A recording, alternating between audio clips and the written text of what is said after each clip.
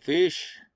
Still the 19th of June, and I felt as though I needed to come back and just kind of like go over real quick a couple of things that are on me to explain, try to, like how did a little bodunk paper in New Hampshire, it winds up on Drudge, it winds up being a local paper to me, and 84 Great Danes are rescued from a puppy mill, and something tells me to open my map and measure out 84 miles into Boston.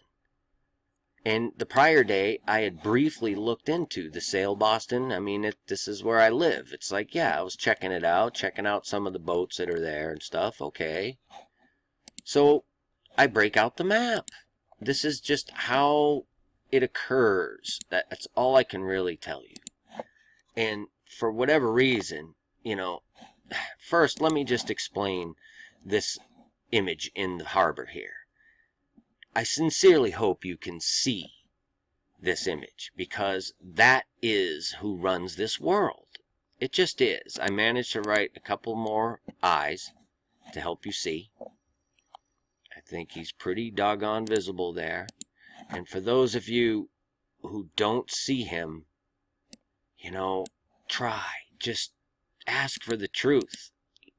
Really, realize that, this physical world that we are all going to decay and die from isn't where we belong. If your heart and soul are sincerely seeking peace and all the things that men promise us, then you got to seek it in a different place, because you're never going to find it on this world, man. It's a spiritual battle through and through. You need the armor. You need the truth. So anyway, from 84 miles, smack dab between his eyes, from little old Wolfboro, New Hampshire, how does that even happen? You know what I'm saying? Well, it's because it certainly isn't me. I'm not that smart and clever, man.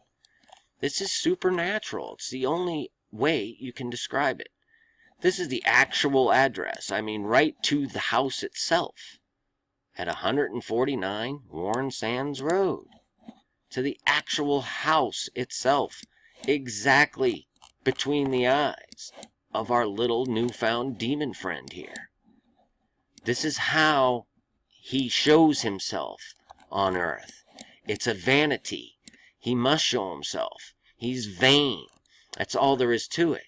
And when we discover these things, these little perfect little puzzles that he puts together, we have a tendency to believe, because we're not taught otherwise, that this must be some sort of supernatural being, right?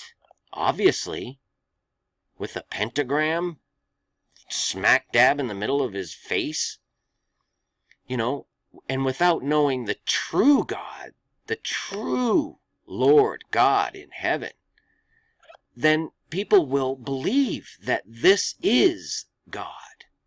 And they will believe that the flesh is where they're going to fulfill their soul's yearning for, like I said, a little peace. Okay? You don't get a perfect pentagram when every single one of these lines, and I can go over any single one of them you like. I've gone over several of them. This one was a real doozy. And how does it wind up being exactly 8.84 miles away? How does that happen? It doesn't. How does it happen completely across the harbor? Over where all these events are going for this tall ships, incidentally. We come down here. Look, we got a compass rose here, an 8-pointed star. There's a million different things associated with that symbolism. All satanic, all occultish, all things done in the dark. Look at this stuff. I mean, come on. Really? You got the black sun, you got the Ogdode, or it's just all there. And it's perfect. Perfect. 0.84, 0.66 to the first large obelisk ever constructed in the United States. One of the bloodiest battles of the Revolution. And they build that thing right on top of it over there in Bunker Hill. I mean, you just can't make this stuff up. You can't.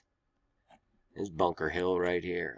Definite links. I don't know how I missed that line. There it is. And of course, that line is perfectly 0.84 miles from the very center of the obelisk to the very center of his face that forms a pentagram. You can't make this stuff up. I'm not trying to make this stuff up. I'm showing you so that you understand what you're dealing with in this system. And it's on a whole different level.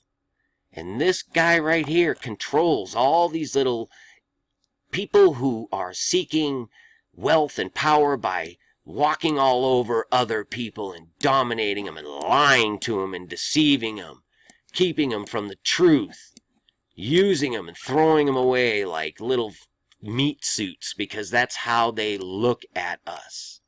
And they all work for this guy. And most of them don't even know they're working for this guy. They just think they gotta get the other guy before he gets them. And that's how this world functions. And his little trophies are all over the place. And he sets up camp and he says, "Look at all this marvelous things I do. Surely no one can be above me." Yeah. I hope you understand what I'm showing you, people. And I hope you seek the truth. If you don't already know Jesus, seek him. Ask the Father in heaven, "Father, show me the truth." And you will find it. Freedom. True liberty. Peace and grace, many fish. Finally, my brethren, be strong in the Lord, and in the power of his might. Put on the whole armor of God, that ye may be able to stand against the wiles of the devil. For we wrestle not against flesh and blood, but against principalities, against powers, against the rulers of the darkness of this world, against spiritual wickedness in high places. Wherefore take unto you the whole armor of God,